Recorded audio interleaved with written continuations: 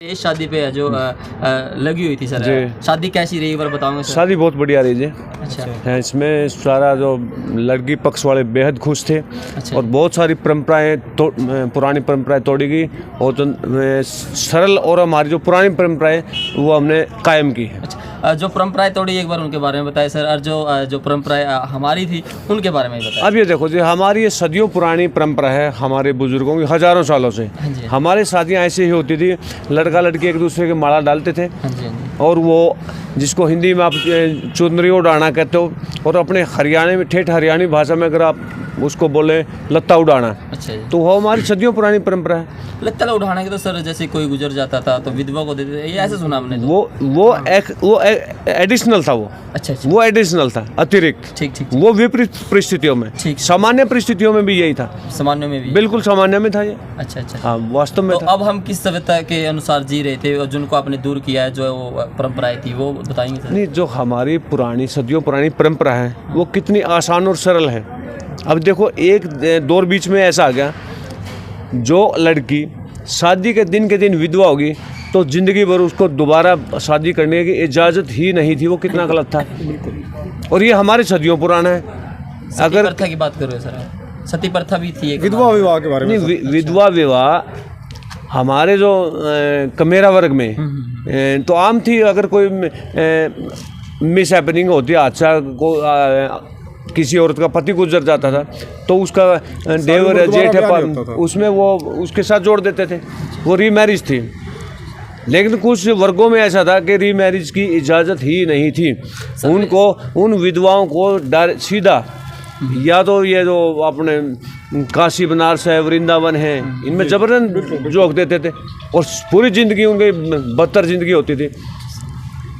Sir एक नई जो बताया जा रहा है कि एक नई जो रीति रिवाज है, एक तो तोड़ा गया, एक नया बनाया गया। जो बताया जा रहा है, लड़के की माँ बारात में गई है। हाँ, गई है। समझ से मिलाई गई है। पहले तो कभी नहीं गई सर। लड़के की माँ भी बारात में गई है, लड़के की दादी भी बारात में गई है। अच्छा, लड़के और लड़की की माँ, उनकी हमने मिलाई करवाई है, मिलनी करवाई है। मिलाई मिलनी एक ही बात है। अच्छा अच्छा। लड़के की दादी, लड़की की दादी, उनकी मिलनी करवाई है, मिलाई करवाई है। लड़की वालों की तरफ से सर सराहनीय रहा, उन्होंने बिल्कुल बेहद खुश। इस आज के पूरे आयोजन में केवल एक 500 रुपये एक वो खुशी के तौर पे उसने वेटर ने मांगे थे, मैंने उसको 500 रुपये दिए थे। इसके अलावा मेरा एक सिंगल भी रुपया खर्च नहीं हुआ। नए लड़की वालों से हमने केवल जो 1 रुपये की मिलनी थी ना, 2 मिलनी थी, दोनों में 1-1 रुपया और 1 रुपया सगाई का, उनकी तरफ से हमने केवल 3 रुपये में 3 कार्यक्रम और निपट गए। इसके अलावा ना उनका कोई खर्च हुआ, ना हमारा कोई खर्च हुआ। सर एक सवाल है, मौजूदा जो शादियां चल रही थी जिसमें पंडित पुरोहितों को बुलाया जाता है, इसमें क्या दिक्कत थी सर? इसमें बहुत सारी दिक्कतें हैं, क्यों नहीं है दिक्कत? बताओ। एक बात बताओ, कितना टाइम बर्बाद होता है। और जो मंत्र संस्कृत भाषा में पढ़े जाते हैं, आप जितने भी खड़े हो, आप एक में बताओ, किसी के समझ में आते हो? आते हैं किसी के समझ में? किसी के नहीं आते। और आप अर्थ पूछो, कभी अर्थ भी नहीं बताया जाता। जो चीज़ हमारे पल्ले ही नहीं पड़ रही है उसको क्यों डोरे हम? कमेंट में ये आ रहे हैं सर, फोन कॉल आ रहे हैं, ये कह रहे हैं कि भाई तुम पढ़ोगे तो तभी तुम्हें समझ में आएगा ना। सर अगर आप समझ भी लोगे ना उन मंत्रों को, ऐसे बुरे वर्ड है आप समझ भी नहीं पाओगे। हाँ, वो कहने पढ़ो। हम अपनी भाषा पढ़ रहे हैं, जो हमारे पुरखों की भाषा थे वो पढ़ रहे हैं। कौन सी सर? हमारी पाली भाषा, अपभ्रंश भाषा, हमारी जितनी ये अक्षत्रिय भाषा है हमारे बुजुर्गों की। और संस्कृत आप, मैं चैलेंज करता हूँ, आप पूरे देश में कोई एक तहसील बताइए जाएंगे लोग संस्कृत बोलते हो, से एक तहसील का बताओ, एक सिंगल की। कभी भी सर आपसे बात करना चाहेंगे, सुभाष कुंडू जी ने अपने बेटे की शादी तोड़ी है। हमने तो जो बुजुर्गों की उस समय की ज़रूरतें थी, जैसे गाड़ियाँ होती थी, काठ के पहिए होते थे, उस पर लोहे का चक्कर चढ़ा होता था और गर्मी में वो सूख जाती थी, वो उस पर निकल ना जाए, पहिया ना टूट जाए, इसलिए पानी डालते थे महिलाएं चलते वक्त गाड़ी के, भाई सुरक्षित रहे यात्रा। हमने छोड़ दिया। आज भी टायर पे हवा डालते हैं, क्या इस पे पानी डालते हैं? क्या ज़रूरत है भाई? कार का पहिए पे पानी, वो छोड़ दिया हमने। बान बैठाते थे, केवल मटना था, उसमें हल्दी थी, चने का आटा था और तेल डालते थे सरसों का, वो मसलते थे। उस पर पहचान रहती थी, एक तो पीड़ा हो जना, उसका शरीर और निखरता था, साबुन नहीं होती थी कोई भी। एक उसके रखड़ी बांधते थे। रखड़ी का मतलब यही था कि उससे कोई काम ना ले, कोई बूढ़े कोई इधर उधर उसको आराम दें थोड़ा 5-7 दिन के लिए, एक वो निखर जाए थोड़ा सा, ये चीज़ें वो हमने छोड़ दिया। अब अंगूठी की रस्म थी, जब मैंने पहले भी बताया है कि हम जो सुबह सुबह वो खिलाते हैं ना, कंगना बोलते हैं उसको, तो उस कंगने का भी ये था कि बच्चों के छोटे छोटे की शादी कर देते थे, एक दूसरे को जानते ही नहीं थे, माँ बाप भी नहीं जानते थे दोनों के, नाई और पंडित ही शादी कर देते थे। तो उसमें बच्चे एक दूसरे को जानते नहीं थे, कंगने में किसी का हाथ लग जाता आपस में, वो छीना छपटी करते थे उसको, तो उनमें थोड़ी जान पहचान बच्चे खुल जाते थे, इसलिए करते थे। अरे अब तो जब दोनों की एंगेजमेंट होती है ना, बात चलती है, तभी से वीडियो कॉल करने लग जाते हैं। अब उसकी जरूरत क्या है, अंकल जी, वो भी नहीं होगी। क्वेश्चन ये है, जैसे सुभाष के लड़के की शादी थी, तो पहले जब भी जिसकी शादी होती थी तो वो या तो तलवार या चाकू लेके फिरते थे शादी तक, मैं मतलब बुरी आत्माएं दूर रही। तो ऐसा ब्राह्मणों में ये बुलाया गया था, भूत वाला नहीं उसमें होता था, वो पहचान होती थी, भूत बात चिमड़ने का कुछ नहीं था। ये सारा ब्राह्मणवादी जो परंपरा है उन्होंने फैलाया था, ऐसा कुछ नहीं होता था। अच्छा सर, एक और बात है, हमने कई रागनों में भी सुना है कि लड़का लड़की देखने के लिए ब्राह्मण नाई है, जो यही है जो देखते थे, ये पहले था, अब नहीं है सर इतना। मैं बता रहा हूँ, पहले जो मेहनत कस वर्ग है, जो मेहनत करते थे लोग, उन्होंने अपने काम से फुर्सत नहीं थी। वो पंडित और नाई ये कोई खास काम नहीं करते थे, ये भी उनका एक काम था। मतलब ये काम नहीं करते थे सर? नहीं, ये काम उनका काम था। इसमें वो कुछ ले लेते थे, इनके टाइम बच जाता है, ये बिजी रहते थे, ट्रैक्टर नहीं थे, कृषि में इतने संसाधन नहीं थे, मेहनत थी हाथ की, तो इसलिए उनको थोड़ा दे देते थे। आजकल तो सारे खाली है, 1 महीने के बाद सारे खाली है, अपने रिश्ते कर लेते हैं। सर क्या संदेश देना चाहो? एक बात बताओ, आपने इसी जींद शहर में अभी मेरे ख्याल 7-8 दिन पहले एक शादी 50 करोड़ रुपए में कंप्लीट हुई है। उस शादी के बारे में आप लोगों को पता भी नहीं होगा। नहीं सर, नहीं पता होगा ना। नहीं। और जो आज शादी हुई है, ये देख रहा है सर, ये सबसे सस्ती आसान है।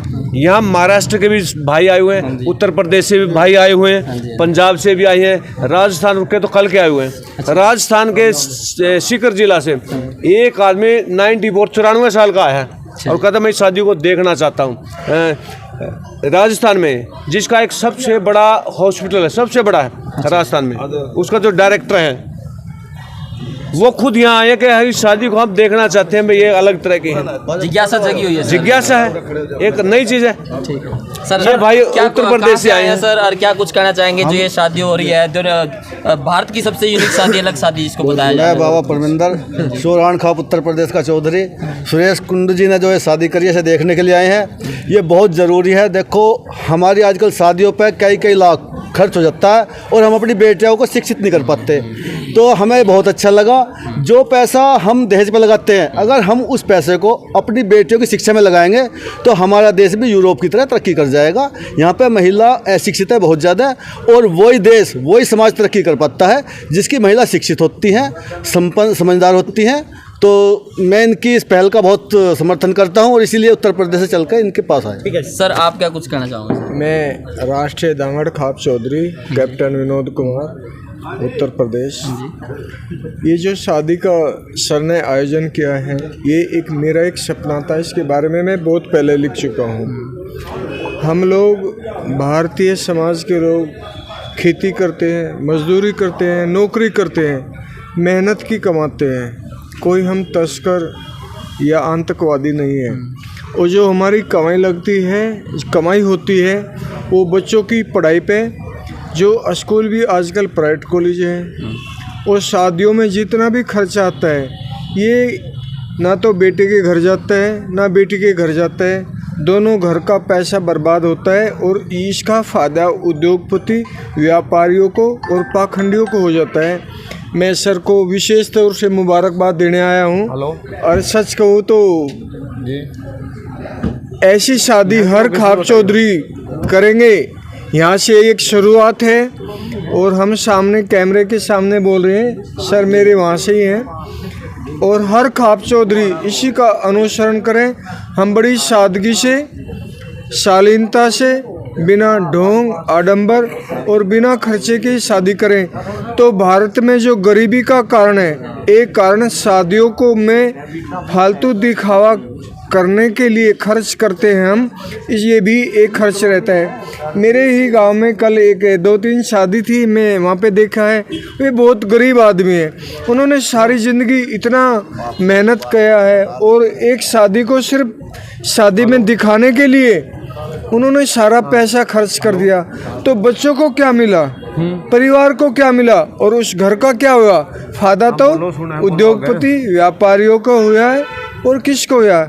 शादी दो रिश्तों का बंधन है जो अटूट बंधन होना चाहिए। शादी संपन्न होनी चाहिए। शादी में दोनों परिवारों के संस्कार और उनके जो है आपसी रिश्ते मजबूत होने चाहिए।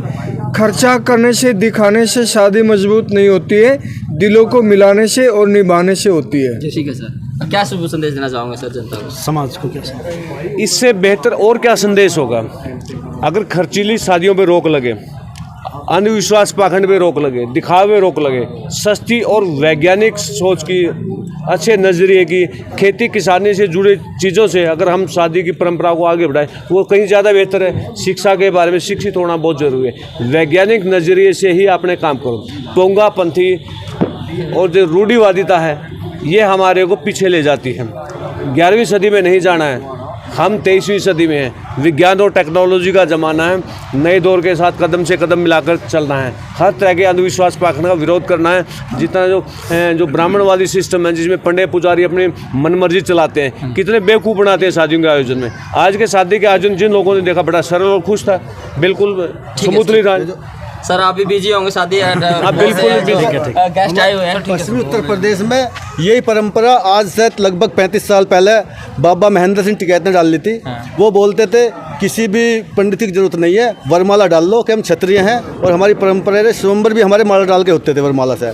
और उनका तो हलवाई जैसा कुंडू साहब ने खाने पीने की बहुत अच्छी व्यवस्था करी हुई है। लेकिन बाबा टिकैत का तो ये कहना था अपनी जो महिलाएं हैं वही कच्ची रोटी बनाएंगे, दाल चावल खाएंगे और वो बहुत दिन चला। पीछे है जो हमारे महानुभूति उनकी है जो प्रतिमा रखी हुई है, इनके विचार, इनको मानते हैं आप? इनके विचारों को मानते हैं सर? हाँ बिल्कुल, ये तो हमारे महापुरुष हैं, इनको तो सभी मानते ही हैं। इनके विचारों में एक विचार ये भी था कास्टिज्म खत्म होना चाहिए, इंटर कास्ट मैरिज है वो करनी चाहिए, इससे जो कास्टिज्म खत्म होगा।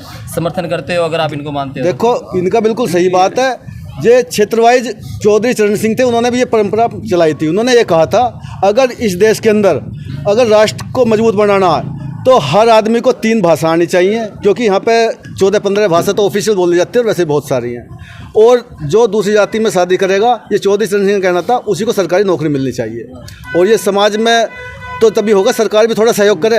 हम तो चाह रहे हैं आपस में तालमेल बने। आपका ये सवाल अधूरा है। आप ये कह रहे हो कि अंतर जातीय शादियाँ होनी चाहिए। हम ये कह रहे हैं जातियाँ ही क्यों होनी चाहिए? जातियाँ ही नहीं होनी चाहिए। जब जातियाँ ही नहीं होगी तो लफड़ा ही खत्म है। लोग ये कह रहे हैं कमेंट सेक्शन में कि सबसे बड़े जातिवाद तो डॉक्टर भीमराव अम्बेडकर जिन्होंने संविधान के 6000 जातियाँ बांट दी, वो ऐसे कह रहे हैं। संविधान में ध्यान से पढ़ना, कहीं भी पूरे संविधान में न जाति लिखी है ना कहीं धर्म लिखा है, ना आरक्षण शब्द लिखा है, वहाँ प्रतिनिधित्व शब्द है। आप उसको स्टडी तो कीजिए, पहले पढ़ो संविधान को, गलत भ्रांतियां मत फैलाओ। संविधान में जाति धर्म नाम की कोई चीज़ नहीं है। वर्गीकरण कर वो कैटेगरी है, कैटेगरी है उसमें। ST कैटेगरी है, SC कैटेगरी है, OBC कैटेगरी है, जनरल कैटेगरी है। ठीक है सर, थैंक यू सर। वो वर्ग है।